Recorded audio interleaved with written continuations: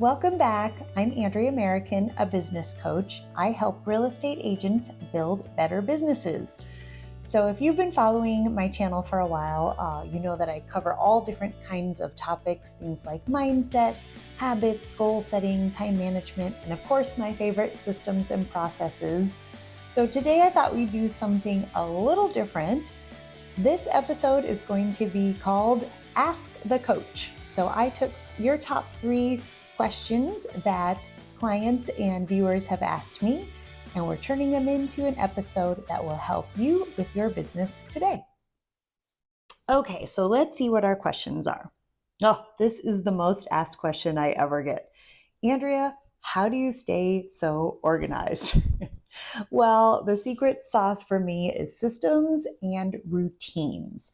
So, number one, I set myself up with a solid morning routine that supports me and supports my entire day. So, that involves some quiet time, some exercise, some meditation, maybe reading something positive, whatever it is that I need to support me for the rest of the day. The second key for me is my calendar. Now, I have this in 2 ways. Number one is my digital calendar that's on my Mac and my iPhone, and they sync up. I live by that. But number two, I also have a paper planner calendar that sits on my desk. So that is what tells me these are the list of things that have to get done today, no matter what. So, setting myself up with a great morning routine, following my calendar, and then following my to do list for the day. Now, another key about me is I don't mess around. When I'm at work, I'm at work. When I'm at play and enjoying my life and relaxing, I am relaxing. I don't intertwine the two a whole lot. That I think supports me really well. I was the kid that wanted to get all her homework done so she could go play after. So I have not changed that behavior in all of these years. I would say those are really the keys to me staying organized. Okay, let's see what the second one is. Mindset. How do you keep a positive mindset when things get tough? Whew. Well, if as you all are entrepreneurs as well, you get this one a lot. I would say I probably break this down into 4 categories. Number one, I start my day out with gratitude no matter what. And I've even started being grateful for some of the problems in my life, and that has been a game changer. So give that one a try and see how it works for you. Number two, I love to celebrate even the small wins along the way. A lot of our goals, especially in business, are really long. They are daunting tasks that we're undertaking because we're trying to level up in our lives, right? And I think building in mini rewards all along the way, that just keeps me going and keeps me on track. Number three is one I have been working on for a long time and I will probably always work on, and that's trying to reframe the problems and the challenges and the obstacles as an opportunity to learn or to grow or to get better. Don't get me wrong, that doesn't always happen in the moment. A lot of times I'm still just as frustrated and angry and upset as any normal person would be. But sometimes after the fact, I try and look at it and go, okay, what could I learn from this? Number four is my favorite piece, and that is surrounding myself with other amazing entrepreneurial women where we go out to lunch or happy hour, or I can call or text whenever something's just going sideways. Having community is huge. So if you haven't built that for yourself yet, definitely support your mindset by great community. Okay, our last question. What's the first step to take when you're ready to grow your business or reach the next level? I love this question.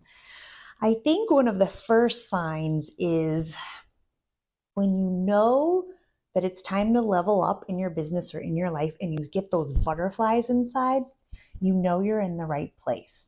Start there. Start with that excitement and that little bit of anxiety, and you know you're on to something good. But let's get you past that anxiety and that excitement into action, because that's what's going to make it happen. The first step is to get crystal clear on your goals. You can't know what you're going after until you've defined it. So, oftentimes, it helps to start with that greater vision of what it is you want, and then break that vision down into actual goals. From there, you're going to want to divide them up over the year, the quarter, the month, the week, and sometimes even the day, depending what the goal is. Breaking things down in this manner makes it into bite-sized pieces, like I like to say, and it keeps you on that path moving forward. The next step is to build systems that will support you along the way. So, whether that is improving business systems or, like I talked about earlier, even your morning routines, we want to build those systems around us that carry us through so that we can do the things we need to on that daily, weekly, monthly basis to get us where we want to go. And that leads into the third piece, which is consistency. We all know that when we're trying something new, if we're not consistent, the habit falls away and we forget about it. And 2 months down the road, you're like, oh yeah, I really wanted to reach that goal. What happened? That's what happened is you lost your consistency and your momentum that pushes you forward. So make sure you're building those goals out and then the systems and then the daily consistency to get you there. I just finished reading The 12-Week Year, and funny enough, the way the authors break down their year and then by quarter and then by week and day is actually how I have been teaching how to do your goals for many, many years. And I actually wrote about it in my own book called Redesign: How to Create Success on Your Own Terms. My book goes over all different things, not just goal setting. I touch on mindset, I touch on time management, I touch on resilience. So many topics that support any entrepreneur out there, not just real estate based. So if you want to check that out, that is available on Amazon. And I'll put the link in the show notes too. But really a great companion to guide you through the process when you are ready to level up. Thank you for joining me on the first ever episode of Ask the Coach. I had a ton of fun answering your questions. And if you'd like me to answer yours, just add your comment below and I will include that in a future episode.